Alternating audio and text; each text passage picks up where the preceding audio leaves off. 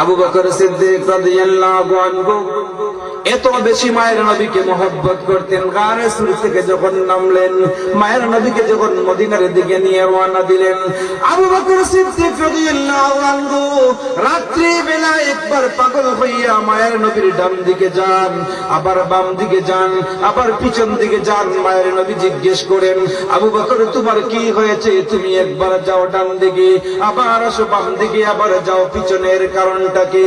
আবু বকর সিদ্দিক রাদিয়াল্লাহু আনহু বলেন, নবীজি আপনি আমি যখন ডান দিকে যাই তখন আমি বাম দিক থেকে শুনতে পাই মনে হয় কোন তরবারির আঘাত আপনার উপরে পড়তেছে, না হয় কোন তীরের আঘাত আপনার উপরে পড়তেছে। এই জন্য আমি দৌড় দিয়ে বাম দিকে চলে আসি। যখন বাম দিকে আসি তখন মনে মনে শুনতে পাই ডান দিকে মনে হয় কোন তরবারির আঘাত আসছে, না হয় কোন তীরের আঘাত আসছে। এই জন্য আমি ডান দিকে যাই। আবার কোন সময় মনে করি আপনার পিছন দিয়ে কোনো আঘাত আসতেছে, এই জন্য আমি আপনার পিছনে যাই। ওগো নবীজি আপনার জীবনে আমি আপনার ঢাল হতে চাই। যদি আমি দুনিয়াতে থাকতে একটা ফুলের এটা আপনার উপরে পড়ে এই দুনিয়ায় তাকার কোনো স্বাদ আমার না।